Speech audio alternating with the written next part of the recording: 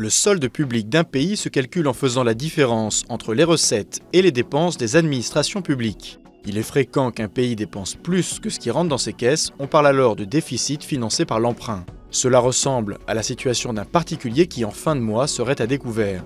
Mais il existe une différence majeure. Pour un particulier, la banque appréciera le montant du découvert par rapport à ses revenus. Pour un pays, le déficit annuel ne sera pas comparé aux revenus de ses administrations publiques, mais au produit intérieur brut, ou PIB du pays, c'est-à-dire à la richesse produite en un an par l'ensemble du pays, secteur privé compris.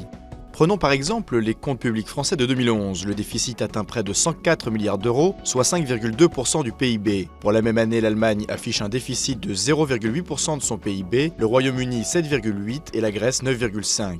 Comparons maintenant ces déficits non plus au PIB mais aux recettes publiques comme on le ferait pour un particulier. Les résultats sont alors bien différents, 10,2% de déficit pour la France, 1,7% pour l'Allemagne, 19,2% pour le Royaume-Uni et 22,4% pour la Grèce.